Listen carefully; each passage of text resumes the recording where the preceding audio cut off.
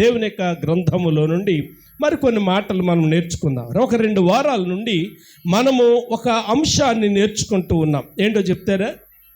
బెరయా సంఘము అంటే బెరయా ప్రాంతములో ఉన్నటువంటి సంఘమును గూర్చి, మరి వారి విశ్వాసమును గూర్చి మనం నేర్చుకుంటూ ఉన్నాం. వారి గురించి మనం ఏం నేర్చుకున్నామో చెప్తారా బిడ్డలు?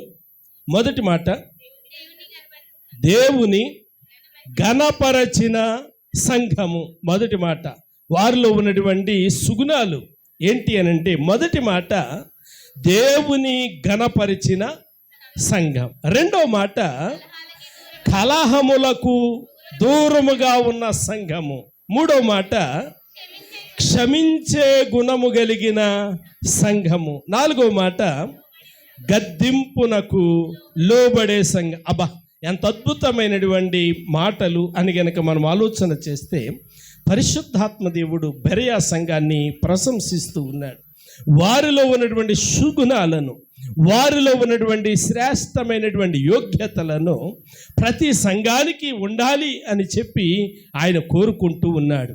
ఎందుచేత అని గనక ఆలోచన చేస్తే, ఆ సంఘము ద్వారా పరిశుద్ధాత్మ దేవుడు ఘనపరచబడుతూ ఉన్నాడు. దేవునికి స్తోత్ర. ఆ సంఘము ద్వారా పరిశుద్ధాత్మ దేవుడు ఘనపరచబడుతూ ఉన్నాడు. అంటే స్తుతించే సంఘం, ఆరాధించే సంఘం. రెండవదిగా కలహములకు దూరముగా ఉన్న సంఘం. అంటే ఆ సంఘములో ప్రేమ, ఐక్యత, సమాధానము కలిగినటువంటి సంఘముగా మనం చూస్తూ ఉన్నాం. మరి పాలుగు మీ ప్రశాంత ప్రార్థన మందిరములో ఉన్నటువంటి సంఘ బిడ్డలు కూడా ఇలా ఉండాలి అని చెప్పి నేను కోరుకుంటూ ఉన్నాను. మూడవ గుణం క్షమించే గుణం. అంటే ఆ సంఘాన్ని ఏమనుకున్నారంటే, వీరు పొరుగువారు అని అనుకోలేదు. వీరు నా సోదరులు అనుకున్నారు. యేసు రక్తములో కడగబడి ఒకే కుటుంబము అని చెప్పి ఒకరినొకరు ప్రియులారా క్షమించుకుంటూ ఉన్నారు. దేవునికి మహిమ కలుగునుగాక. నాలుగో మాట మనం చదువుకున్నాము, గద్దింపునకు లోబడే సంఘం. ఒకవేళ సేవకుడు ఏదైనా గద్దిస్తూ ఉంటే, ఆ ఊరిలో ఉన్నటువంటి పెద్దలు గద్దిస్తూ ఉంటే, ఏయ్ నువ్వెవడో నాకు చెప్పడానికి అని అనలేదు. ఏమనలేదు? నువ్వెవడో నాకు చెప్పడానికి అని అనలేదు. ప్రియులారా, ఆ గద్దింపును వారు స్వీకరించారు, గద్దింపునకు లోబడ్డారు. అది సేవకుని మాట అయినా, సంఘములో ఉన్న పెద్ద మాట అయినా గౌరవంగా తీసుకుని, అది నా మేలు కోసమే కదా చెప్పారు, అది నా బాగు కోసమే కదా చెప్పారు, నా కుటుంబ క్షేమం కోసమే కదా చెప్పారు అని చెప్పి దానిని ప్రియులారా వారు స్వీకరించి ఆ మాటకి లోబడినటువంటి సంఘము అని చెప్పి ప్రియులారా 4 మాటలు మనం నేర్చుకున్నాం. ఈ దినాన్ని ప్రియులారా అవకాశాన్ని బట్టి ఎన్ని మాటలు నేర్చుకోగలుగుతామో అన్ని మాటలు నేర్చుకోవడానికి ప్రయత్నం చేద్దాం. రండి, అపోస్తుల కార్యములు 17వ అధ్యాయము 11వ వచనం. వీరు తెస్సలోనికలో ఉన్న వారి కంటే గనులై ఉండిరి గనుక ఆసక్తితో వాక్యమును అంగీకరించి పౌలును శీలలు చెప్పిన సంగతులు అలాగున్నవో లేవో అని ప్రతిదినము లేఖనములను పరిశోధిస్తూ వచ్చారు. దేవుడు చదవబడిన లేఖనమును మన కొరకు దీవించునుగాక. అందరూ చెప్పండి ఆమేన్. ప్రభునందు ప్రియమైనటువంటి దేవుని బిడ్డలారా, 5వ మాటగా నేను జ్ఞాపకం చేయాలి అని అనుకుంటూ ఉన్నాను. 11వ వచనములో ఇలాగూ వ్రాయబడి ఉంది. ఏమని వ్రాయబడి ఉంది అని గనక ఆలోచన చేస్తే, తెస్సలోనికలో ఉన్న వారి కంటే వారు గనులయ్యుండిరి. నా బైబిల్లో ఏమని రాయబడిందో తెలుసా? మంచి బుద్ధి కలిగిన వారయ్యుండిరి. అంత మాత్రమే కాదు, మంచి వంశములో పుట్టిన వారయ్యుండిరి అని మనం చదువుకున్నాం. అంటే గొప్ప వంశం అంటే ఏం చెప్పాను అమ్మ? శ్రేష్టమైన బుద్ధి గలవారు. మంచి వంశము అని అంటే పరిశుద్ధాత్మ దేవుడు అన్నాడు శ్రేష్టమైన బుద్ధి. శ్రేష్టమైన బుద్ధి అనే మాటకి నిర్వచనం చెప్పాను, స్వార్థము లేని మనస్సు. హల్లెలూయా. స్వార్థము లేని మనస్సు కలిగినటువంటి వారు, నిస్వార్థమైనటువంటి వారు. సంఘమును ఎడల ప్రియులారా వారు ఎలా ఉన్నారు అని అంటే గనులై ఉన్నారు అని చెప్పి వ్రాయబడి ఉంది. అయితే 5వ మాటగా నేను జ్ఞాపకం చేస్తూ ఉన్నాను, వినయము కలిగిన సంఘము. ఎలాంటి సంఘం అమ్మ? వినయము కలిగిన సంఘం. 5వ మాటలో మంచిగా జ్ఞాపకం చేసుకోండి, చక్కగా వినండి బిడ్డలారా, నా వైపు చూడండి. 5వ మాట ఏంటమ్మా అనిష? వినయము కలిగిన సంఘం. ఎవరు గణపరచబడతారు, ఎవరు హెచ్చించబడతారు అని గనక ఆలోచన చేస్తే పరిశుద్ధాత్మ దేవుడు అన్నాడు, వినయము కలిగిన సంఘాన్ని నేను హెచ్చిస్తాను అన్నాడు. వినయము కలిగిన సంఘాన్ని నేను ప్రేమిస్తాను అన్నాడు. వినయము కలిగినటువంటి వారిని నేను దీవిస్తాను అన్నాడు. అసలు వినయం అంటే ఏంటి అమ్మ? వినయం అంటే ఏంటి అని కనుక మనం ఆలోచన చేస్తే అంతగా మనం చెప్పనవసరం లేదు, తెలియని వాళ్ళు ఎవరు కూడా లేరు. దేవుని గ్రంథముల నుండి కొన్ని మాటలు మనం నేర్చుకుందాం రండి. జ్ఞాని సొలొమోను ద్వారా వ్రాయబడినటువంటి సామెతల గ్రంథం 29వ అధ్యాయము 23వ వచనం 29-23. అమ్మా, ఎవని గర్వము వానిని తగ్గించును, వినయ మనస్కుడు. అబ్బా, అండర్లైన్ చేసుకోండి మీ బైబిల్లో, ఎవని గర్వము వానిని తగ్గించును. వింటున్నారా బిడ్డలారా? వినయము అనేది ఎంత అద్భుతమైనటువంటి ఘనతనిస్తుంది అని గనక ఆలోచన చేస్తే, గర్వము అనేది ఎంత కీడు తెస్తుంది అని గనక ఆలోచన చేస్తే, కొంతమంది అంటూ ఉంటారు కదా, గౌరవము అనేది ఇచ్చిపుచ్చుకునేది కదమ్మా. గౌరవము అనేది ఇచ్చిపుచ్చుకునేది. ఎవరైనా నీతో మాట్లాడుతూ ఉన్నప్పుడు రేవోసే అన్నావు అనుకో, అవతల కూడా నిన్ను అలాగే సంబోధిస్తారు, అంతే కదండి. ఏమండి అని అన్నావు అనుకో, వారు కూడా చక్కగా సమాధానం ఇస్తారు. అంటే నీ మాట మీదే ఎదుటివారి యొక్క ఉచ్చారణ కూడా ఆధారపడి ఉంది. అంటే నువ్వు చక్కగా వినయముగా మాట్లాడితే ఎదురులు కూడా వినయముగానే మాట్లాడతారు కదమ్మా. నువ్వు చక్కగా వినయముగా సాఫ్ట్గా మృదువుగా మాట్లాడితే ప్రియులారా అవతరి వారు కూడా చాలా చక్కగా మాట్లాడతారు. నువ్వు గనక కొంచెం ర్యాష్గా మాట్లాడితే నీకంటే కొంచెం ఎక్కువగానే మాట్లాడతారు వాళ్ళు, అంతే కదండి. నీకంటే కొంచెం ఎక్కువగానే మాట్లాడతారు వాళ్ళు. తర్వాత ప్రియులారా మనం హర్ట్ అవుతాం. ఎందుకు వీళ్ళ చేత ఇలాగ అనిపించుకున్నాం, ఎందుకు వీళ్ళ చేత ఇలాగ అనిపించుకున్నాం? ప్రియులారా మనకంటే అవతలోడు చిన్నోడు అనుకో, అవతలోడు నేను 60 సంవత్సరాలు 61 సంవత్సరం, నాకు 40 సంవత్సరాలోడు నా ఏదో ర్యాష్గా మాట్లాడాడు అనుకో, అంటే నేను ర్యాష్గా మాట్లాడితేనే కదా అలా మాట్లాడాడు. తర్వాత నేనేమనుకుంటాను, ఆడు చిన్నోడు నన్ను ఎంత మాట అన్నాడు, కుమిలిపోతాను. అంటే కుమిలిపోవడానికి కారణం ఏంటి? పిల్లారా, నేను పలికినటువంటి ఏదైతే గర్వంగా మాట్లాడానో, నేను గర్వంగా పలికిన నా మాట నా మీదకి ఏం తెచ్చింది? అవమానం తెచ్చింది, సిగ్గు తెచ్చింది, అవమానం తెచ్చింది. కాబట్టి ప్రియమైనటువంటి దేవుని బిడ్డలారా, దేవుని యొక్క లేఖనము సెలవిస్తుంది, ఎవని గర్వము వానిని తగ్గిస్తుంది, ఎవరు ఘనత నొందుతారు అనంటే అక్కడ ఏమని రాయబడి ఉంది? అపోస్తుల కార్యములు 17-11లో వీరు తెస్సలోనికలో ఉన్న వారి కంటే గనులై ఉండరు. వీరు గనులుగా ఎంచబడ్డానికి గల కారణం ఏమిటి? ప్రియులారా, బెరయాలో ఉన్నటువంటి వారు గనులుగా ఎంచబడ్డానికి గల కారణం ఏమిటి అని గనక ఆలోచన చేస్తే ఇక్కడ మనం గమనించాలి, వారు వినయ మనస్కులు. అబ్బా, అంటే అపోస్తులుడైనటువంటి పౌలు శీల మాట్లాడుతూ ఉంటే చెప్పావులే అవయ్యా మాకు తెలుసు అని అనలేదు, మాకు జ్ఞానం ఉంది అని అనలేదు, మేము పరిశీలిస్తున్నాం అని అనలేదు. ప్రియులారా, తమ్మును తాము తగ్గించుకుంటూ పౌలు శీలలు మాట్లాడుతూ ఉంటే ప్రియులారా, ఆ లేఖనాలలో అలా ఉన్నవో లేవో అని చెప్పి పరిశీలన చేస్తూ వచ్చారు, పరిశోధన చేస్తూ వచ్చారు, వారికి ఉన్నటువంటి అనుమానాలను ప్రియులారా అడుగుతూ వచ్చారు. దేవునికి స్తోత్రం కలుగును గాక. గమనించండి ప్రియమైనటువంటి దేవుని బిడ్డలారా, గనులు వారు. ఎందుకు గనులంటే వారిలో ఏముందంట? వినయము. అబ్బా, వినయము. అందుకే వినయాన్ని గురించి పరిశుద్ధాత్మ దేవుడు ఎంత చక్కగా మాట్లాడాడు అని అంటే, కొలస్సీలు రాసినటువంటి పత్రికలో 3వ అధ్యాయము, కొలస్సీలు రాసినటువంటి పత్రిక 3వ అధ్యాయము 12వ వచనములో కాగా దేవుని చేత ఏర్పరచబడిన వారు పరిశుద్ధులు, ప్రియులైన వారికి తగినట్లు చూడండి, మీరు జాలిగల మనస్సును, దయాలుత్వమును, వినయమును చాలు. ఏం ధరించుకోవాలంట? వినయాన్ని. వినయం ఏం దయచేస్తుంది అని గనక ఆలోచన చేస్తే ఘనత దయచేస్తూ ఉంది. అంటే బెరయా సంఘస్థులు ఏం ధరించుకున్నారంటే వినయాన్ని ధరించుకున్నారు. పౌలు శీలలు మాట్లాడుతూ ఉంటే వాక్యానికి గౌరవం ఇచ్చారు, వాక్యాన్ని ఘనపరిచారు, వాక్యాన్ని హెచ్చించారు, వాక్యానికి ఇవ్వవలసినటువంటి విలువనిచ్చారు. ప్రియులారా, పాల్గొమ్మి ప్రశాంత ప్రార్థన మందిరములో ఉన్నటువంటి సంఘమైనటువంటి మనం వాక్యానికి ఎంత విలువిస్తూ ఉన్నాం? వాక్యాన్ని పరిశీలిస్తున్నామా? ఈరోజు పాస్టర్ గారు వర్తమానం ఇచ్చారు.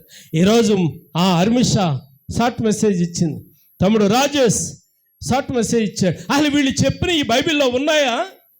ఎంతమంది పరిశీలించారు? ఎంతమంది పరిశోధించారు? ఏదో వీళ్ళు చెప్పేస్తున్నారు, మీరు వినేస్తున్నారా? ప్రియులారా, పాస్టర్ గారు చెప్పిన విషయాలు బైబిల్లో ఉన్నాయా అని కనుక ఆలోచన చేస్తే కొంతమంది అంటారు, ఈరోజండి పాస్టర్ గారు భలే వర్తమానం ఇచ్చారండి. కొంతమంది అంటారు ఇవాళ వర్తమానం ఏమీ బాగాలేదండి అంటారు. కొంతమంది మార్కులు వేస్తూ ఉంటారు కదా. ఈ మార్కులు వేసేవారిని ప్రియులారా అడిగామనుకో, ఈరోజు పాస్టర్ గారి మెసేజ్ చాలా బాగుందన్నావు కదమ్మా, ఏం చెప్పారు? ఏదో చెప్పారమ్మా. అంటే నువ్వు పరిశీలన చేయలేదు, నువ్వు చదవలేదు, అసలు పాస్టర్ గారు చెప్పిన మాట అసలు బైబిల్లో ఉందో లేదో నువ్వు చూడలేదు. కానీ బెరయా సంఘస్థులు ఎందుకు ప్రియులారా గనులయ్యారు అని అంటే, వారు వినయ మనస్కులై వాక్యాన్ని ప్రేమించినటువంటి సంఘం. పౌలు శీలలు చెబుతూ ఉంటే ఆసక్తి కలిగి విన్నటువంటి సంఘం.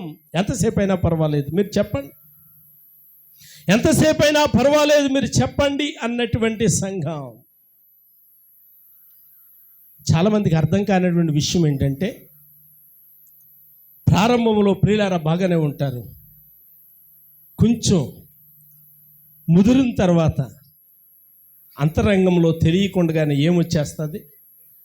గర్వం, అహంకారం. అది బైబిలే చెప్తా ఉంది. చూడండి, హిజ్కియా జీవితంలో జరిగినటువంటి ఒక సంఘటన ఏంటి అని అంటే, హిజ్కియా జీవితంలో జరిగినటువంటి ఒక సంఘటన ఏంటంటే, ప్రారంభంలో దేవుడిని ప్రేమించడం మొదలెట్టాడు. ఎప్పుడైతే దేవుడిని ప్రేమించడం మొదలెట్టాడో దేవుడు హిజ్కియాను హెచ్చించడం మొదలుపెట్టాడు. దేవునికి స్తోత్రం. ఎప్పుడైతే దేవుడు హెచ్చించాడు, దినవృత్తాంతంలో 2వ గ్రంథం 32వ అధ్యాయము 8వ వచనమ్మా 20 కాదు అది ఉజ్జియా, ఇది హిజ్కియా. అయితే హిజ్కియా మనస్సున గర్వించి, చూడండి ఏమొచ్చిందంటమ్మా, మనసులో ఏమొచ్చిందంట? గర్వం వచ్చింది. ఎప్పుడైతే గర్వం వచ్చిందో తనకు జరిగిన మేలుకు తగినట్టు ప్రవర్తించలేదు. వింటున్నారా బిడ్డలారా? తనకు జరిగిన మేలుకు తగినట్టు ప్రవర్తించలేదు. దేవుడు నిన్ను ప్రేమించాడు. ఎప్పటి నుంచో అనుకుంటున్నావు పెళ్లి చేసుకోవాలని, పెళ్ళి అవ్వట్లేదు. అనుకున్నావు, ప్రభువా నాకు గనక పెళ్ళి అయితే నీ సన్నిధిని విడిచిపెట్టను అని అనుకున్నా. పెళ్ళయింది ప్రియులారా, పిల్లలు పుట్టలేదు. అనుకున్నావు, ప్రభువా నాకు గనక పిల్లలు పుడితే నేను నా పిల్లలు అసలు మందిర అనుమానం అన్నావు. ఇప్పుడు పిల్లలు కూడా పుట్టారు. ప్రియులారా, పిల్లలు పెద్దోళ్ళు అయిపోతూ ఉన్నారు. వాళ్ళు ఎల్కేజీ నుంచి అప్పుడే ప్రియులారా ఒక్కో క్లాస్ పైకి వచ్చేసారు. ఓ రోజుని ప్రియులారా దొరకావు దేవునికి. దేవుడు అడుగుతూ ఉన్నాడు, అమ్మాయి ఏమన్నావు నువ్వు? పెళ్ళవ్వలేనప్పుడు పెళ్ళైతే ఏమన్నావు అనిషా చెప్పాలి. అస్సలు మందిరాన్ని మాను అన్నా. సరే పెళ్ళయింది, పిల్లలు పుట్టలేదు. ఊరోళ్ళు అందరూ ఏదో అంటున్నారని దేవుని దగ్గర బాధపడ్డావు. ఇప్పుడు దేవుని దగ్గర నువ్వు అన్నావు, ప్రభువా నాకు పిల్లల్ని ఇస్తే వీళ్ళని ఆదివారం నీ దగ్గర తప్ప నేను ఎక్కడ కూకుండానివ్వను అని చెప్పి మాట ఇచ్చావు. ఇప్పుడు దేవుడు నిన్ను జ్ఞాపకం చేసుకొని నీ కౌగిట్లో పిల్లల్ని ఇచ్చాడు. ఇప్పుడు ఆ పిల్లల్ని తీసుకుని ప్రియులారా చక్కగా బస్ ఎక్కింతున్నావు, తీసుకొస్తున్నావు, సాయంకాలం హోంవర్కులు చేయించున్నావు. ప్రియులారా చాలా శ్రద్ధ చూపుతున్నావు. 6 రోజులు నువ్వు పడే ప్రయాసం ఎంతంత కాదా? మేము చదువుకునేటప్పుడు ప్రియులారా అసలు మాకు పలక కూడా ఉండేది కాదండి. ఏదో ఆ చుట్టూ ఆ చెక్కమొక్కలు ఊడిపోయినటువంటి బోర్డు పలక ఒకటి ఉంటే ప్రియులారా ఆ నెత్తి మీద ఎట్టుకుని చీవుడు కారుచుకుంటూ ప్రియులారా బడికి వెళ్తూ ఉండేవాళ్ళం. ఇంకేముంది ఆ బోర్డు పలకే. కణికలు ఇదేదో అంటున్నారు, వీళ్ళు ఏమంటున్నారు, స్లేట్ పెన్సిల్ అంట. అబ్బో అండి ఆ కణికలు కూడా మాకుండి కాదు. పోయిన పలకలు ఉంటే అవి ఎక్కడో బద్దలు ఆ పలక మొక్కలెట్టి అవి రాసుకునేవాళ్ళు. మమ్మల్ని ఏం పట్టుకునేవారు కాదు. కానీ నేటి దినాన్ని మీ తల్లిదండ్రులు మీ కొరకు పడే ప్రయాస. అమ్మ మృదుల మమ్మీ ఎన్ని గంటలు ఎత్తుంది? మృదుల లేచేటప్పటికి అండి బూట్లు రెడీ అయిపోతాయి, సాక్సులు రెడీ అయిపోతాయి, క్యారేజ్ రెడీ అయిపోతుంది, బట్టలు తీసి వేసుకోవాలో రెడీ అయిపోతాయి. మీరేం ప్రయాసపడతలేదు. అంటే మీకోసం మృదులనే కాదు ఇక్కడ ఉన్నటువంటి వీళ్ళందరి కోసం తల్లిదండ్రులు ఇదే ప్రయాసపడుతూ ఉన్నారు. కొంతమంది తల్లులైతే ఆ బస్సు వచ్చినప్పుడు బస్సు వరకు తీసుకొని వెళ్తూ ఉన్నారు. అంటే ఎన్ని గంటలు ఎక్కుతున్నారో మనకే తెలియదు. 4 లేసేవాళ్ళు ఉన్నారు, 5 లేసేవాళ్ళు ఉన్నారు. పిల్లారా వాళ్ళు బస్సు టైమింగ్ని బట్టి లేసేవాళ్ళు ఉన్నారు. నేను అంటాను ప్రియా దేవుని బిడ్డలారా, పిల్లని బస్సు ఎక్కించేసావు, పని అయిపోయిందంటే ఆ ఏళ్ళ నుంచి మళ్ళీ సకిరీవు. ప్రియులారా ఆ ఏళ్ళ నుంచి మళ్ళీ ఆ ఇంటి పని అయ్యి కొంచెం మెతుకులు తినేసరికి మళ్ళీ సాయంకాలం పని.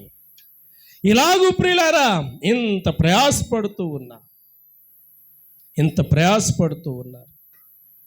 అయితే దేవుని పని కొరకు ఒక్కరోజు ఆదివారం మాటిచ్చావే దేవునికి, నా పిల్లల్ని తీసుకుని నేను మందిరానికి వస్తానని.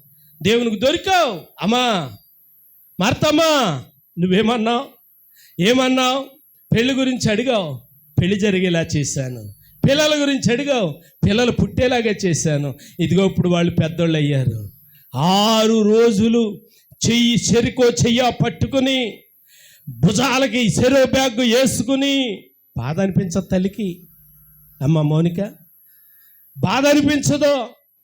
2 బ్యాగులు వేసుకుంటుంది, 2 అన్నం క్యారేజీలు అట్టుకుంటుంది, ఆ చేతులతోటి పిల్లల చేతులు పట్టుకుని బస్ వరకు తీసుకెళ్తుంది. బాధ అనిపించదు 6 రోజులు. కానీ ఆదివారం పిల్లల్ని తీసుకుని మందిరానికి రాలేదమ్మా అని దేవుడు అడిగితే దేవుడికి చెప్పే మాట ఏంటంటే, పాస్టర్ గారు దేవుడా పిల్లలు మాట వింటలేదు. మరి 6 రోజులు ఇదే మాట చెప్పవా బస్సోడికి? 6 రోజులు ఇదే మాట చెప్పవా స్కూలోడికి?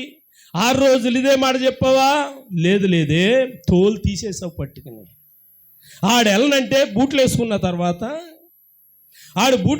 తర్వాత వెళ్ళనంటే ప్రియులారా రక్తాలు వచ్చేదాకా కొట్టావు, వెళ్తాను అన్నదాకా కొట్టావు. ప్రియులారా ఇప్పుడు కొత్తగా జాయిన్ అయిన పిల్లలు ప్రియులారా కొంచెం మారం చేస్తూ ఉంటారు. వదిలిపెడుతున్నావా అమ్మ చిన్నారి? వదిలిపెడుతున్నారా? లేదు, కొట్టి బాది అవసరమైతే స్కూల్కి వెళ్ళి కాసేపు కూర్చుని వాళ్ళ దగ్గర వస్తున్నాం. మరి సండే స్కూల్ జరుగుతూ ఉంది. మీ బిడ్డల మీద ఎంతమంది శ్రద్ధ చూపిస్తున్నారు? ఎంతమంది మీ బిడ్డలు బ్రతుకులు బాగుండాలి అని చెప్పి ఆలోచన చేస్తూ ఉన్నారు? లేదు ప్రియులారా దేవుని మీద ఉండదు ఈ భక్తి. ప్రియులారా లోకం మీద ఉన్నటువంటి భక్తి దేవుని మీద ఉండదు. తర్వాత ఎప్పుడో ప్రియులారా అంత అయిపోయిన తర్వాత వచ్చి లబోదిబోమని దేవుడి దగ్గర ఏడుస్తారు. ఏం ఉపయోగం? ఇక్కడ చూడండి, దేవుడు బ్రతుకును బాగు చేస్తే ప్రియులారా ఎన్నో వచ్చినమ్మా? 25-26 వచనాల 32 మరోసారి చదవమ్మా మాట.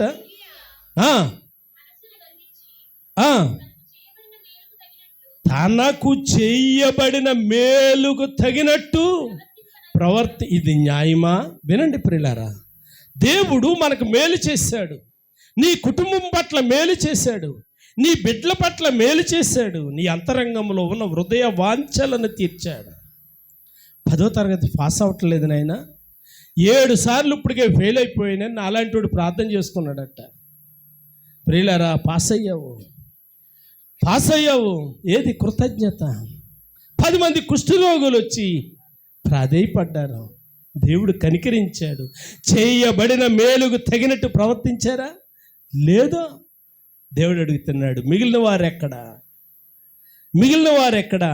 అదే అధ్యాయంలో, అదే గ్రంథంలో 33 అధ్యాయము, అదే గ్రంథంలో 33 అధ్యాయము 10-12 వచనాలు చూడండి.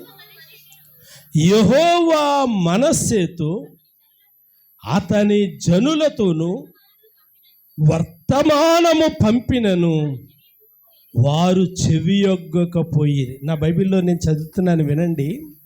యెహోవా మనస్సేతో అతని జనులతో మాట్లాడిన వారు పట్టించుకోలేదు, వారు పెడ చెవిన పెట్టారు. వినండి ప్రియమైనటువంటి దేవుని బిడ్డలారా, ఎందుకు దేవుడు పెడ చెవిన పెడతాడు? ఎందుకు దేవుడు హెచ్చిస్తాడు అంటే, వినయము కలిగిన వారిని ఆయన హెచ్చించేవాడు. తగిన మేలుకు తగినట్లుగా ప్రవర్తించకపోతే ఏం చేస్తాడమ్మా? ఏం చేస్తాడు? పెడ చెవిని పెడతాడు. 23వ వచనంలో చూడండి, అదే అధ్యాయము. తన తండ్రి అయిన మనస్సే వలె అమ్మ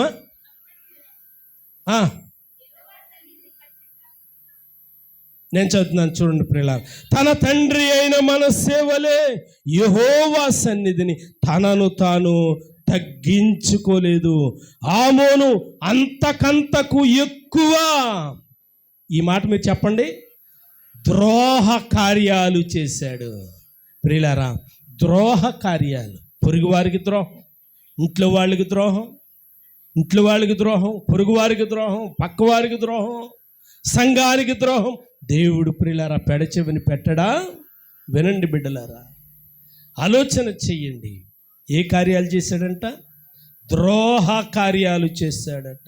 కానీ బెరయాలో ఉన్నటువంటి సంఘం ప్రియులారా ఎలాంటిదేనంటే వినయము కలిగిన సంఘం. అందుకే వారు ఏం చేస్తూ ఉన్నారంటే లేఖనాలను పరిశోధిస్తూ ఉన్నారు. సామెతల గ్రంథంలో ఒక్కసారి రండి, 11వ అధ్యాయము 12వ వచనంలో చదివితే ఇలా వ్రాయబడి ఉంది. అమ్మ, తన పొరుగు వానిని తృణీకరించేవాడు, బుద్ధి లేనివాడు, వివేకి, ఈ మాట అండర్లైన్ చేసుకోండి, వివేకి అయిన వాడు మౌనముగా నుండి పరిశీలన చేయను. ఇప్పుడు బెరయా సంఘస్థులు ఏం చేస్తున్నారంటే, పౌలు శీలలు మాట్లాడుతూ ఉంటే ప్రియులారా వాళ్ళు మాట వింటూ ఉన్నారు, లేఖనాలను పరిశోధిస్తూ ఉన్నారు. అలా ఉన్నాయో లేదో ఎందుకు దేవుని గురించి ఇంతలా చెప్తున్నారు వీళ్ళు? అసలు ఇది నిజమేనా? వీళ్ళు బతుకుదెరువు కోసం చెప్తున్నారా? బ్రతకడానికి చెప్తా ఉన్నారా? నిజంగా భక్తి కోసం చెప్తా ఉన్నారా? వినండి ప్రియులారా, వినయము కలిగిన సంఘము బెరయా సంఘం. ఈ బెరయా సంఘంలో ఉన్నటువంటి వినయాన్ని గురించి సామెతల గ్రంథం ఏమందంటే 15వ అధ్యాయంలో, సామెతల గ్రంథం 15వ అధ్యాయం 33వ వచనంలో ఇలా వ్రాయబడి ఉంది. యెహోవా యందు భయభక్తులు కలిగి ఉండుట జ్ఞానాభ్యాసానికి సాధనము, ఘనతకు ముందు వినయముండును. అంటే నేనేమని రాసుకున్నానో తెలుసా? ఈ బెరయా సంఘస్థులకు ఉన్నటువంటి వినయం ప్రియులారా, ఈ వినయం గౌరవమునకు దారి అని రాసుకున్నానండి నేను. అంటే బెరయా సంఘస్థుల దగ్గర ఉన్నటువంటి వినయం ప్రియులారా వారికి గౌరవాన్ని తెచ్చిపెట్టింది, వారికి ఘనతను తెచ్చిపెట్టింది, వారికి ప్రియులారా శ్రేష్టమైనటువంటి వారు అని ప్రియులారా ఒక ప్రశంస తెచ్చిపెట్టింది. మరొక మాట ప్రియులారా, మనం ఎలాగున్నాము? దేవుడు మనకు ఎన్నెన్ని మేలులు చేస్తూ ఉన్నాడు. 2014లో ఏప్రిల్ 11వ తేదీన ఆంజనేయులు గారి ఇంటికాడ మీటింగ్ జరిగితే ఆ రాత్రి వెళ్ళిపోతూ ఉన్నాను. మట్టపర్రు వెళ్ళేసరికి ప్రమాదం జరిగింది. ప్రియులారా, ఎన్నో ఆటోలు వచ్చినాయి. వీడు చచ్చిపోయాడు, వీడిని ఎక్కించుకోమని ఆటోలు వెళ్ళిపోయినాయి. ఆ తర్వాత సంఘం వచ్చింది, పెద్దలు వచ్చారు, గ్రామం వచ్చింది. ఆ తర్వాత హాస్పిటల్కి తీసుకెళ్ళారు. దేవుడు బ్రతికించాడు. ఆమె ఇప్పుడు దేవుడు ప్రాణం పోస్తాడు. ఎందుకు ప్రాణం పోసాడు అంటే, ప్రియులారా, దేవుడు చేసినటువంటి మేలు తెలియచేస్తూ 10 మంది దుర్మార్గులను ఆయన వైపు నడిపించాలని ఈ దీనుడికి ప్రాణం పోసాడు. ఇప్పుడు ఆయన చేసినటువంటి మేలునకు ప్రతిగా నేను నడుస్తూ ఉన్నానా? నడవకపోతే, రాత్రి మేము ధ్యానం చేశాము ప్రకటన గ్రంథంలో 2వ అధ్యాయంలో, ఇదిగో నేను నీ దగ్గరికి వచ్చి నీ దీపస్తంభాన్ని తీసేస్తాను అన్నాడు. దీపస్తంభం అంటే ఏంటి? నరుని ఆత్మ యెహోవా పెట్టిన దీపం అంటే, అబ్బాయి నువ్వు ఉపయోగం లేదు, నువ్వు ఉండడం భూమికి భారం, కాబట్టి నిన్ను తీసేస్తున్నాను, ఇంకొకడిని ఎడతాను. ఆత్మల కొరకు ప్రయాసపడతాడు, ఆత్మల సంపాదన కోసం ప్రయాసపడతాడు. రాత్రి అదే మాట మేము జ్ఞాపకం చేసుకున్నాం. దేవుడు నిన్ను ఇంకా ఉంచాడు, దేవుడు నిన్ను ఇంకా ప్రాణంతో ఉంచాడు. ఎన్ని బలహీనమైన పరిస్థితులు ప్రియులారా, మరణపు టంచుల వరకు వెళ్ళొచ్చాము అండి, మరణపు టంచుల వరకు వెళ్ళొచ్చాము. 2-3 సంవత్సరాలు, నా జ్ఞాపకం లేదు తారీఖు. ప్రియులారా, శనివారం రాత్రి మందిరానికి వస్తూ ఉన్నాను.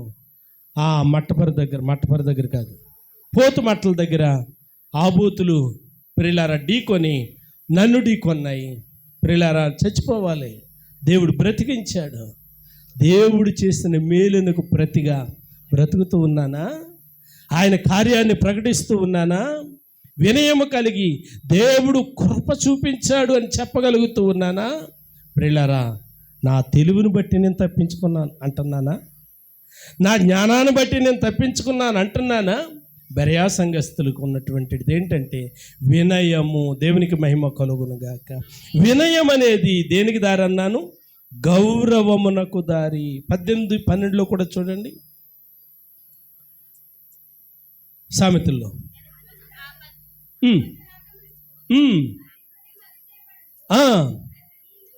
ఘనతకు ముందు వినయముండును. ఇప్పుడు ఇందాక అపోస్తుల కార్యములో 17-11 ఏం చదువుకున్నాము? వారు గనులై ఉండడానికి కారణం ఏంటంటే, వారు ఘనత రావడానికి ముందు ఎలాగున్నారంటే, వారు వినయము కలిగి ఉన్నారు, దేవునిలో భక్తి కలిగి ఉన్నారు. వినండి ప్రియా దేవుని బిడ్డలారా, వారి హృదయం వినయము కలిగిన హృదయం, దేవునికి లోబడిన హృదయం, దేవుని మాటలను ప్రియులారా వినగలిగే హృదయం. ఆదివారం ప్రియులారా, ఎన్ని కుటుంబాలు ఇంటి దగ్గర ఉంటున్నాయో కదా, ఎన్ని కుటుంబాలు ఇంటి దగ్గర ఉంటున్నాయో కదా. టీవీ దగ్గర గడిపేసేవాళ్ళు కొందరు, కాలువలో చాకిరేవి దగ్గర గడిపేసేవాళ్ళు కొందరు. ఇక తర్వాత చేసుకోలేమా? చేసుకోవచ్చు. ఈరోజు నేను ఒక వాగ్దానాన్ని పెట్టాను, అంటే ప్రతిరోజు పెడుతున్నట్టుగా ఈరోజు పెట్టాను. ఏం పెట్టానమ్మా? ఈరోజు మందిరమునకు రావాలి అని అనుకుంటే, వినండి, మార్గం దొరుకుతుంది. రాకూడదు అనుకుంటే సాకు దొరుకుతుంది. ఈరోజు పెట్టాను నేను, మందిరమునకు రావాలి అనుకుంటే మార్గం దొరుకుతుంది, రాకూడదు అనుకుంటే సాకు దొరుకుతుంది. అమ్మ సత్య పోయిన వారం అమ్మోళ్ళ ఇంటికి వెళ్ళాను. అమ్మ సత్య ఎందుకు రాలేదని అడిగాను. లేట్ అయిపోయిందండి పాస్టర్ గారు అని. చనువుగా ఉంటుంది కాబట్టి చెప్పేస్తున్నాను. ప్రియులారా, మార్గం అంటారా సాకు అంటారా? అమ్మ ప్రియులారా, మార్గం అయితే అన్నం సాకే. కారణం ఏంటో తెలుసా? ప్రియులారా, పరిస్థితులను పక్కన పెడితే ఈ బతుకిచ్చింది ఆయన, ఈ కృపిచ్చింది ఆయన. ప్రియులారా, ఈ సంపాదన చేసుకోవటానికి ఇచ్చింది ఆయన. ఇందాక నారిమణి గారు చెప్పారు, మమ్మీ వచ్చింది సంతోషం. ఇందాక నారిమణి గారు సాక్షి చెప్పారు, మమ్మీ రావాలని ఆశ కలిగి ఉంది, కానీ ఇంటికి చుట్టాలు వస్తున్నారట. చెప్పాలి మనం, పాస్టర్ గారు కాదు, మనం చెప్పాలి. ఏంటంటే వచ్చే వాళ్ళతోటి, చిన్నానా పెదనానా మామయ్య ఏదో వర్షం ఉంటుంది కదా, ఇదిగో నేను 10 గంటలకు మందిరానికి వెళ్తున్నాను, 1 గంట వరకు నేను రాను, వస్తే 10 గంటలకు ముందు రండి, లేకపోతే 1 గంట తర్వాత రండి, లేదా 10 గంటలకు వచ్చేయండి, నాతో కలిసి మందిరానికి వెళ్దాం, దేవుని మాటలు విందా. ఉందా? ప్రియులారా, మమ్మీ ఎలాగొచ్చిందో పరిస్థితులను అనుకూలం చేసుకుని వచ్చింది. ఒక అద్భుతమైన సాక్ష్యాన్ని కూడా మనం వినబోతూ ఉన్నాం. దేవునికి మహిమ కలుగును గాక. ఆమేన్. ప్రియులారా, ప్రయాసపడుతుంది, చెప్పాలి అని ధైర్యం కూడబెట్టుకుంటుంది, చెప్పాలి అని. ఎంత పర్సెంటేజ్ తెచ్చుకుందో నాకు తెలియదు. దేవునికి మహిమ కలుగును గాక. ఆమేన్. ప్రియులారా, మామూలు మేలు కాదు దేవుడు చేసింది. ప్రియులారా, దేవుడు చేసిన మేలు నిజంగా ఆమె చెప్తేనే బాగుంటుందేమో, ఆమె చెప్తేనే బాగుంటుందేమో. ఆమె కలిగినటువంటి బలహీనత ప్రియులారా, నరాలు తెగిపోతాయి ఆమె బలహీనత మనకి చెప్తే. ఏదో ప్రియులారా చాలా తేలిగ్గా మనం తీసుకున్నాం, ఏదో ఒంట్లో బాలేదు అని ప్రార్థన చేస్తాం. కానీ దేవుడు చేసిన మేలు ఎంత అంటే ప్రియులారా, రోగం కాదు, బతికిచ్చాడు దేవుడు. ఆమేన్. దేవుడు ప్రియులారా బ్రతికినిచ్చాడు, ఆయుస్సును పెంచాడు, ఆరోగ్యాన్ని విస్తరింపచేశాడు. హిజ్కియా ఏం చేయలేదంట, తాను పొందుకున్న మేలులకు తగినట్టు ప్రవర్తించలేదంట. మరి నువ్వు నేను ఎలా ప్రవర్తిస్తూ ఉన్నా? ప్రియమైనటువంటి దేవుని బిడ్డలారా, మనం చెప్పాలి మన బంధువులకి, ఇదిగో నాతో కలిసి నా ప్రభుని గణపరచడానికి వస్తే ఈ సమయంలో రా, లేకపోతే ఆరాధన అయిన తర్వాత రా. పిల్లరా, మీకులాగే నాకు బంధువులు ఉంటారు కదా, మీకులాగే నాకు ప్రియులారా పనులు ఉంటాయి కదా. ప్రియులారా, మరి నేనెందుకు పనులకి వెళ్ళలేదు అనుకంటే, నేనెందుకు బంధువుల దగ్గరికి వెళ్ళట్లేదు, నా దగ్గరికి బంధువులు ఎవరు రావట్లేదు, వస్తారు. ప్రియులారా, మనం సమయాన్ని సర్దుబాటు చేసుకుంటాం అంతే. మీకు నాకున్నటువంటి తేడా, సమయాన్ని సర్దుబాటు చేసుకుంటాం. మీ దగ్గరికి వస్తున్నట్లుగా నా దగ్గరికి వస్తూ ఉంటారు. ప్రియులారా, సమయాన్ని సర్దుబాటు చేసుకుంటూ ఉంటాం. చాలామంది ఫోన్లు చేసి అడుగుతారు నా దగ్గరికి వచ్చేవాళ్ళు, పాస్టర్ గారు ఎంతసేపు ఉంటారండి, ఇప్పుడు రావచ్చండి, రావచ్చు, లేకపోతే రాకూడదు. మనం చెప్తాం. ప్రియులారా, ఆ సమయం తర్వాత వాళ్ళు వస్తారు. అలా చేయటం వలన 1-2 సార్లు మన కుటుంబంలోని గనక చేస్తే, ఈ సమయంలో వెళ్తే చిన్నారి ఇంటి దగ్గర దొరకదు, ఈ సమయంలో వెళ్తే ప్రియులారా వారు మందిరంలో ఉంటారు, అలవాటు అయిపోతుంది. ఇంక 2వ సారి డిస్టర్బ్ అనేది కలగదు. కాబట్టి బెరయాలో ఉన్నటువంటి సంఘం ఎలాంటిది అని గనక ఆలోచన చేస్తే, యెషయా గ్రంథం 66వ అధ్యాయం, యెషయా గ్రంథం 66వ అధ్యాయం ప్రియులారా 2వ వచనాన్ని చదివితే ఇలా వ్రాయబడి ఉంది. యెషయా గ్రంథం అమ్మా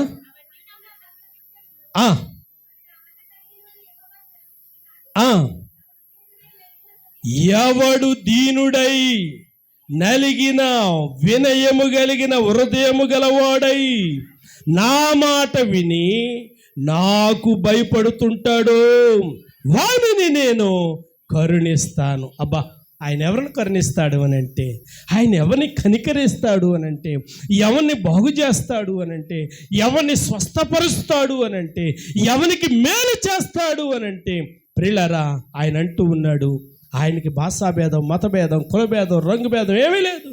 ఎవడు దీనుడే, ఎవడైనా కావచ్చు, వాడెవడైనా కావచ్చు. ప్రియులారా, సామాన్యమైన వ్యక్తి కావచ్చు, సంపన్నుడైన వ్యక్తి కావచ్చు, ఎవడు దీనుడై నలిగిన హృదయము కలిగిన వాడై ఆయన మాటలు వింటారో ప్రియులారా వారిని ఆయన కనికరించేవాడు. ఒక్క మాట జ్ఞాపం చేసి నేను ముగిస్తాను. దానియేలు గ్రంథం 4వ అధ్యాయం, దానియేలు గ్రంథం 4వ అధ్యాయము 31వ వచనం చదువుకుందాం బిడ్డలారా. రాజు నోట ఈ మాట ఉండగా, చూడండి, ఆకాశము నుండి ఒక శబ్దము వచ్చింది. ఏమనగా, రాజగు నెబుకద్నెజరు, ఇదే నీకు ప్రకటన, నీ రాజ్యము నీ దగ్గర నుండి తొలగిపోయింది. నా బైబిల్లో చదువుతున్నాను, అందరూ వినండి ప్రియులారా. రాజు నోట ఈ మాట ఉండగా ఆకాశము నుండి ఒక శబ్దము వచ్చింది. నెబుకద్నెజరు రాజా, ఇదే నీకు ప్రకటన, నీ రాజ్యము నీ దగ్గర నుండి తొలగిపోయింది. ఎందుకు అని గనక ఆలోచన చేసినట్లయితే ప్రియులారా, మనం పైకి చదివితే కనబడుతూ ఉంది. ప్రియులారా, ఈ బొతికిచ్చింది ఆయన, ఈ కృపిచ్చింది ఆయన. సిరివెల్ల హానోక్ గారు ఒక పాట రాశారు, నాకు రాదుగా నా పాట. మన పిల్లలు పాడుతూ ఉండేవారు, పాట అయిపోయింది, మానేశారు. ఏంటమ్మా, నీళ్ళిచ్చావు, ఆహారం ఇచ్చావు, ఆ పాట అన్నది ఎత్తండి కొంచెమంతా. ఏం చేశానయ్యా నీ కోసం తుకునిచ్చావని,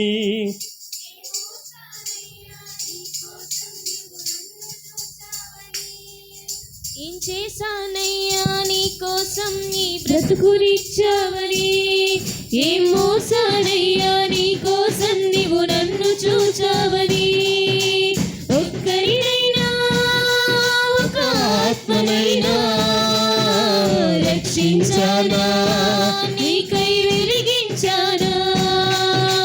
ఒక్కరినైనా ఒక ఆత్మనైనా రక్షించానా, నీకై వెలిగించానా.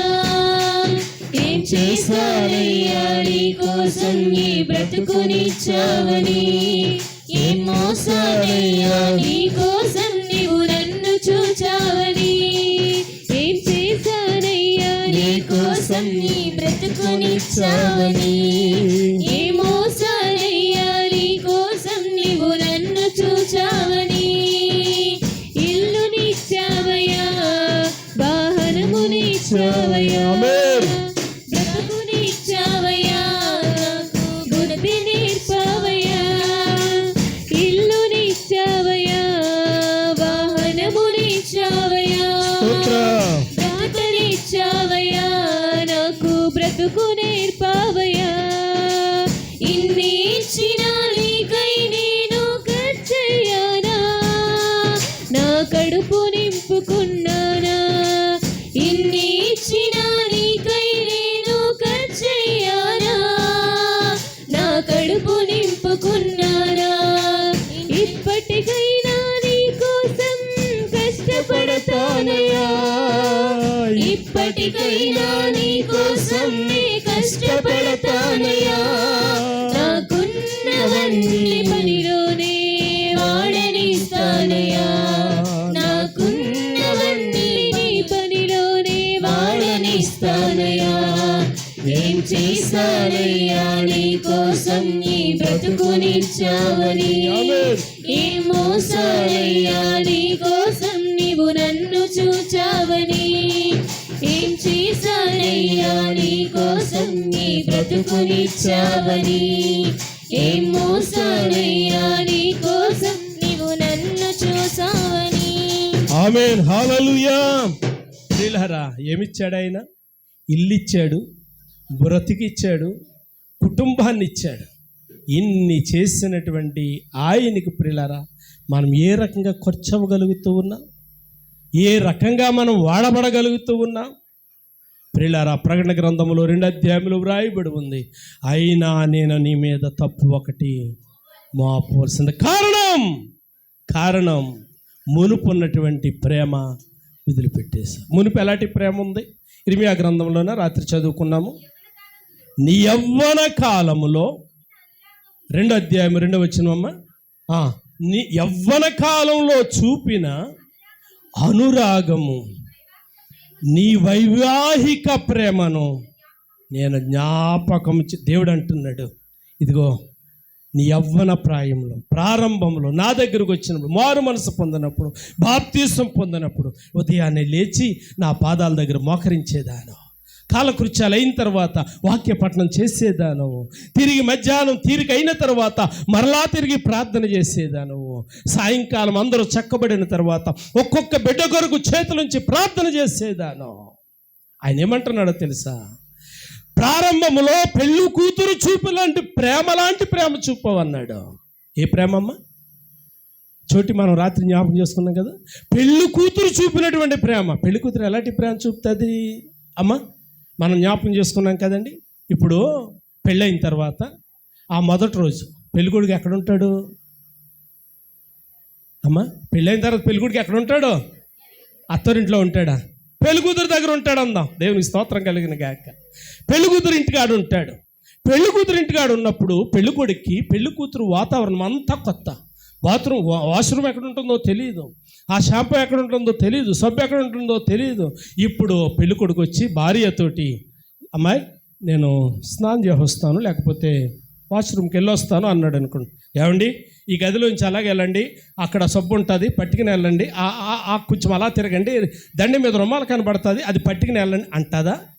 అన్నదో. తనకంటే ముందు ఈమె వెళ్ళి ఆ రూమ్ని అక్కడ ఏం చేస్తుంది? శుభ్రం చేస్తూ అనుకూలమైనటువంటి విధముగా దాన్ని సిద్ధం చేస్తుంది. ఒకవేళ ఈమెకి వెళ్ళే పరిస్థితి లేకపోతే వెంటనే మమ్మీ పిలుస్తుంది, మమ్మీ ఇదిగో వాష్రూమ్కి వెళ్తారంట మీ అల్లుడు గారు, చూడు మమ్మీకి ఇంకా అక్కడి నుంచి చెమటలు. అక్కడ ఏం చెయ్యాలి? సబ్బు ఎక్కడ పెట్టాలి, షాంపూ ఎక్కడ పెట్టాలి, టవల్ ఎక్కడ వేయాలి అంటే ప్రియులారా ప్రారంభములో ప్రేమ, ఏమంటున్నాడు దేవుడు? పెళ్ళు కూతురు చూపున లాంటి ప్రేమ చూపావు, ఇప్పుడు ఏం చేసావు? ఆ ప్రేమను మర్చిపోయావు. కానీ నేను జ్ఞాపకం చేసుకుంటూ ఉన్నాను, నేను జ్ఞాపకం చేసుకుంటూ ఉన్నాను. అంటే ఇప్పుడు ఏమైపోయావు? అప్పుడులాగా ప్రియులారా ఉదయాన్నే లేవలేకపోతున్నావేమో, ఉదయాన్ని ప్రార్థన చేయలేకపోతున్నావేమో, ఉదయాన్ని వాక్యం చదవలేకపోతున్నావేమో, మధ్యాహ్నం దేవుని దగ్గరికి రాలేకపోతున్నావేమో, సాయంకాలం తిరిగి నీ బిడ్డల యొక్క క్షేమం కోసం కనీసం బిడ్డ కోసం 2 నిమిషాలు ప్రార్థన చెయ్యలేకపోతూ ఉన్నావేమో. అందుకే దేవుడు అంటున్నాడు, నేను నీ మీద తప్పు ఒకటి మోపవలసి ఉంది. ఇక్కడ ప్రియులారా దానియేలు గ్రంథంలో మనం చదువుతూ ఉన్నాము. 4వ అధ్యాయంలో ప్రియులారా ఆ నెబుకద్నెజర్ రాజుని జ్ఞాపకం చేస్తాడు. కారణం 30వ వచనం చదువుకుని ముగించేద్దాం. రాజు ఈ బబులోనని ఈ మహావిశాల పట్టణము ఎవల బలాధికారం అంటండి? ఆయన బలమంట, ఆయన ప్రభావ ఘనత అంట. ప్రియులారా కనబరచడానికి కట్టించాడండి, దేవుడిచ్చింది కాదు అన్నట్టుగా మాట్లాడుతున్నాడు. ఎప్పుడైతే ప్రియులారా నా అనే పదం అతని నోటి నుంచి వచ్చిందో, రాజ్యం పోయింది, ప్రభావం పోయింది, అధికారం పోయింది, ఘనత పోయింది. అడవిలోకి తరిమి వేయబడ్డాడు. ప్రియులారా పక్షి వలె తడపబడ్డాడు. ప్రియులారా మంచుకు తడిశాడు, ఎండకు ఎండాడు. ప్రియులారా బ్రతుకు ఇదంటారు కదా బస్ స్టాండ్ అని, అలాగైపోయింది. బెరయా సంఘం వినయము కలిగిన సంఘం కాబట్టి దేవుడు హెచ్చించాడు. ఒకసారి మనల్ని మనం పరిశీలించుకుందాం. మనం ఎలాంటి సంఘం? బెరయా సంఘము వలె దేవుని గనపరుస్తూ ఉన్నామా? మనుషుల్ని గనపరుస్తూ ఉన్నామా? మనుషులు చెప్పే మాటలకు ప్రియులారా దేవుని గ్రంథంతో మనం పోలుస్తూ ఉన్నాం. అసలు గ్రంథంలో ఉన్నాయా మాటలు? వాళ్ళు చెప్పే మాటలు గ్రంథంలో ఉన్నాయా? వాళ్ళు చెప్పే సోదంతా బైబిల్కి సరిపోతుందా? గమనించామా? ప్రియులారా బెరయా సంఘం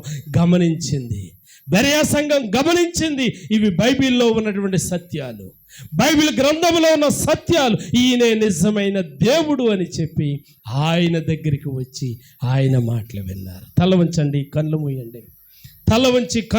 ఒక్కసారి మనల్ని మనం పరిశీలించుకుందాం, మనల్ని మనం పరీక్షించుకుందాం. ప్రియులారా ఏదైనా దేవునికి ఆయాసకరమైనటువంటి మార్గం మనలో ఉందేమో, దేవునికి ఆయాసకరమైన మార్గం మనలో ఉందేమో పరిశీలించుకుందాం. పరిశుద్ధుడైన మా తండ్రి, గనుడైన మా ప్రభువానికి వందనాలు. ఈ మధ్యాహ్న కాల సమయంలో మీరు మాకు నేర్పిన పాఠమును బట్టి నీకు స్తోత్రాలయ్యా. బెరయా సంఘములో ఉన్నటువంటి మంచి లక్షణం వినయము, విధేయత, గౌరవము, లోబడే తత్వం ప్రభువు మాకును అనుగ్రహించు. యేసు నామమున అడుగుచున్నాను తండ్రి, ఆమేన్.